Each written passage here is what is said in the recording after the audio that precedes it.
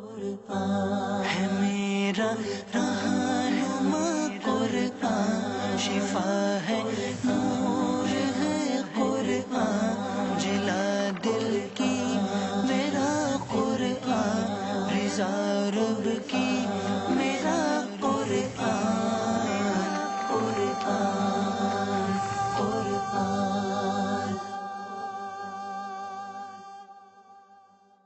الحمدللہ رب العالمین والصلاة والسلام علی سید المرسلین، اما بعد فاعوذ باللہ من الشیطان الرجیم، بسم اللہ الرحمن الرحیم۔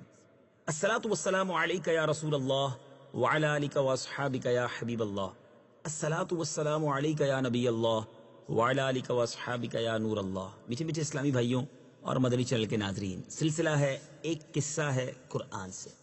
قرآن ہے میرا رہنما قرآن، شفا ہے نور ہے قرآن، جلا دل کی میرا قرآن، رضا رب کی میرا قرآن، قرآن قرآن۔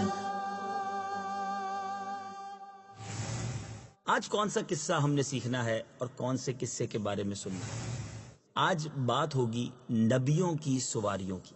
جی ہاں، آج ان سواریوں کی بات ہوگی جن کا ذکر قرآن مجید فرقان حمید میں موجود ہے۔ انبیاء نے بھی جن کی سواری کی۔ یاد رہے کہ نزول قرآن کے وقت جو چوپائے عام طور پر بار برداری اور سواری کے لیے استعمال ہوتے تھے وہ 4 جانور تھے: اونٹ، گھوڑے، خچر اور گدھے۔ بار برداری اور سواری کے ان 4 جانوروں کا ذکر قرآن مجید میں خاص طور سے صراحتاً مذکور ہے۔ ان کے علاوہ قیامت تک جتنی سواریاں اور بار برداری کے سامان عالم وجود میں آنے والے ہیں، اللہ تعالیٰ نے ان سب کا تذکرہ قرآن مجید میں اجمالاً بیان فرما دیا۔ سبحان اللہ۔ چنانچہ سورہ نحل کی چند آیتیں سنیے اور اس کا ترجمہ بھی سنیے۔ وَالْأَنْعَامَ خَلَقَهَا لَكُمْ فِيهَا دِفْءٌ وَمَنَافِعُ وَمِنْهَا تَأْكُلُونَ وَلَكُمْ فِيهَا جَمَالٌ حِينَ تُرِيحُونَ وَحِينَ تَسْرَحُونَ وَتَحْمِلُ أَثْقَالَكُمْ إِلَى بَلَدٍ لَّمْ تَكُونُوا بَالِغِيهِ إِلَّا بِشِقِّ الْأَنفُسِ إِنَّ رَبَّكُمْ لَرَءُوفٌ رَّحِيمٌ وَالْخَيْلَ وَالْبِغَالَ وَالْحَمِيرَ لِتَرْكَبُوهَا وَزِينَةً وَيَخْلُقُ مَا لَا تَعْلَمُونَ۔ اور اس نے جانور پیدا کیے، ان میں تمہارے لیے گرم لباس اور بہت سے فائدے ہیں، اور ان سے تم غذا بھی کھاتے ہو، اور تمہارے لیے ان میں زینت ہے جب تم انہیں شام کو واپس لاتے ہو اور جب چرنے کے لیے چھوڑتے ہو۔ اور وہ جانور تمہارے بوجھ اٹھا کر ایسے شہر تک لے جاتے ہیں جہاں تم اپنی جان کو مشقت میں ڈالے بغیر نہیں پہنچ سکتے۔ بے شک تمہارا رب نہایت مہربان رحم والا ہے۔ اور اس نے گھوڑے اور خچر اور گدھے پیدا کیے تاکہ تم ان پر سوار ہو، اور یہ تمہارے لیے زینت ہے، اور ابھی مزید ایسی چیزیں پیدا کرے گا جو تم جانتے نہیں۔ اس آیت مبارکہ میں آخری جملہ وَيَخْلُقُ مَا لَا تَعْلَمُونَ میں قیامت تک عالم وجود میں آنے والے تمام بار برداری کے ذرائع اور قسم قسم کی ان مختلف سواریوں کے پیدا ہونے کا بیان ہے جو نزول قرآن کے وقت تک ایجاد بھی نہیں ہوئی تھی، مثلا سائیکل، موٹر سائیکل، ریل گاڑیاں، سڑکیں، بحری جہاز، ہوائی جہاز، ہیلی کاپٹر، راکٹ وغیرہ وغیرہ۔ تمام نقل و حمل کے سامان اور سواریوں کے ذرائع سب کا اجمالاً ذکر فرما کر اللہ تعالیٰ نے اپنی قدرت کاملہ کا اظہار اور غیب کی خبر کا اعلان عام فرمایا ہے۔ ذرائع نقل و حمل اور سواریوں کے علاوہ اس آیت میں تو اس قدر عموم ہے کہ اس میں قیامت تک پیدا ہونے والی ہر چیز اور تمام کائنات عالم کا اجمالاً بیان ہے۔ سبحان اللہ۔ 4 سواریاں جو نزول قرآن کے وقت عرب میں عام تھی، ان کے بارے میں کچھ خصوصیات سنتے ہیں اور اپنی معلومات میں اضافہ کرتے ہیں۔ اونٹ، کیمل جس کو کہتے ہیں انگریزی میں، یہ بہت سے نبیوں اور رسولوں کی سواری ہے۔ خود حضور خاتم النبیین صلی اللہ تعالی علیہ وسلم نے اونٹ کی سواری فرمائی، اور آپ کی 2 اونٹنیاں تو بہت مشہور ہیں، ایک کسوہ اور دوسری عدبہ، جس کے بارے میں روایت یہ ہے کہ کبھی دوڑ میں کسی اونٹ سے مغلوب نہیں ہوئی تھی، مگر ایک مرتبہ ایک عرابی کے اونٹ سے دوڑ میں پیچھے رہ گئی تو حضرات صحابہ کرام کو بہت شاک گزرا کہ عتبہ جو ہے وہ پیچھے رہ گئی ہے۔ اس موقع پر آپ نے ارشاد فرمایا کہ اللہ پر یہ حق ہے کہ جب وہ دنیا کی کسی چیز کو بلند فرما دیتا ہے تو اس کو پست بھی کر دیتا ہے۔ مروی ہے کہ آپ کی اونٹنی عتبہ نے آپ کی وفات کے بعد غم میں نہ کچھ کھایا اور نہ پیا اور وفات پا گئی۔ اور بعض روایتوں میں آیا کہ قیامت کے دن اسی اونٹنی پر سوار ہو کر حضرت بی بی فاطمہ رضی اللہ تعالی عنہا میدان محشر میں تشریف لائیں گی۔ سبحان اللہ۔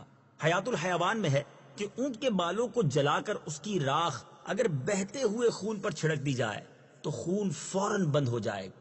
اسی طرح اونٹ کا جو گوشت ہے وہ بہت طاقتور بھی ہے۔ اب سنتے ہیں گھوڑے کے بارے میں۔ سب سے پہلے گھوڑے پر حضرت اسماعیل علیہ نبینا علیہ الصلوۃ والسلام نے سواری فرمائی۔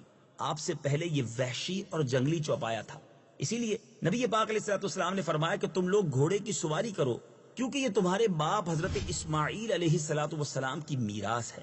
حضرت انس رضی اللہ تعالی عنہ کا بیان ہے کہ حضور اکرم صلی اللہ تعالی علیہ وسلم کو بیویوں کے بعد، ازواج کے بعد سب سے زیادہ گھوڑا محبوب تھا۔ حضرت ابن عباس رضی اللہ تعالی عنہما سے روایت ہے کہ گھوڑا میدان جنگ میں یہ تسبیح پڑھتا ہے، سبوح قدوس رب الملائکۃ والروح۔ خود نبی پاک علیہ الصلوۃ والسلام کے چند گھوڑے تھے جن پر آپ سواری فرمایا کرتے۔ منقول ہے کہ حضرت موسیٰ علیہ الصلوۃ والسلام نے حضرت خضر علیہ الصلوۃ والسلام سے دریافت فرمایا کہ کون کون سی سواریاں آپ کو پسند ہیں، تو آپ نے فرمایا کہ گھوڑا اور گدھا اور اونٹ، کیونکہ گھوڑا اولو العزم رسولوں کی سواری ہے، اونٹ حضرت ہود، حضرت صالح اور حضرت شعیب اور حضرت محمد مصطفیٰ صلی اللہ تعالی علیہ وسلم کی سواری ہے، اور گدھا حضرت عیسیٰ اور حضرت عزیر علیہ السلام کی سواری ہے۔ سبحان اللہ۔ میرے میٹھے اسلامی بھائیوں، گویا گھوڑا جو ہے یہ انبیاء کو محبوب بھی ہے اور انبیاء کی سواری بھی ہے۔ اب خچر کے بارے میں سنتے ہیں۔ یہ بھی ایک مبارک سواری ہے۔ روایت ہے کہ نبی پاک علیہ الصلوۃ والسلام کی ملکیت میں 6 خچر تھے، ان میں سے ایک سفید رنگ کا تھا جو والی مصر نے بطور ہدیہ آپ کی خدمت مبارک میں پیش کیا تھا، جس کا نام دلدل تھا۔ پیارے آقا علیہ الصلوۃ والسلام اندرون شہر مدینہ اور اپنے باہر کے سفروں میں اس پر سواری فرمایا کرتے تھے۔ اس کی عمر بہت زیادہ ہو گئی تھی، یہاں تک کہ اس کے سب دانت ٹوٹ گئے اور اس کی خوراک کے لیے جو کوٹ کر دلیا بنایا جاتا تھا۔ یہ پیارے آقا علیہ الصلوۃ والسلام کے دنیا سے پردہ فرمانے کے بعد بھی مدتوں زندہ رہا۔ اس پر حضرت عثمان غنی رضی اللہ تعالیٰ عنہ نے اپنے دور خلافت میں سواری فرمائی۔ آپ کے بعد مولا علی کرم اللہ تعالیٰ وجہ الکریم بھی جنگ خوارج کے موقع پر اسی خچر پر سوار ہو کر جنگ کے لیے نکلے۔ پھر آپ کے بعد آپ کے صاحبزادگان حضرت امام حسن اور امام حسین رضی اللہ تعالیٰ عنہ نے بھی اس کی سواری فرمائی۔ اب آتے ہیں چوتھے جانور کی طرف، جس کو ہم عموماً گدھا کہتے ہیں۔ ادب سے اس کو دراز گوش بھی کہا جاتا ہے۔ جب بزرگوں کی سواری کی بات ہو تو دراز گوش بھی کہنا چاہیے، یعنی بڑے کان والا۔ یہ بھی انبیاء علیہ السلام اور رسولوں کی سواری ہے، اور حضور اکرم صلی اللہ تعالی علیہ وسلم کی ملکیت میں بھی 2 دراز گوش تھے، ایک کا نام عفیر اور دوسرے کا نام یعفور تھا۔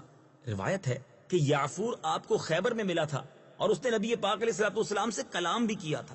جی ہاں، اس نے عرض کیا تھا، یا رسول اللہ صلی اللہ تعالی علیہ وسلم، میرا نام زیاد بن شہاب ہے اور میرے باپ داداؤں میں 60 ایسے گدھے گزرے ہیں جن پر نبیوں نے سواری فرمائی ہے، اور آپ بھی اللہ کے نبی ہیں، لہٰذا میری تمنا ہے کہ آپ کے بعد دوسرا کوئی میری پشت پر نہ بیٹھے۔ چنانچہ اس چوپائی کی تمنا پوری ہو گئی، اور نبی پاک کے پردہ فرمانے کے بعد یعفور شدت غم سے نڈھال ہو کر ایک کنویں میں گر پڑا اور فوراً ہی موت سے ہمکنار ہو گیا۔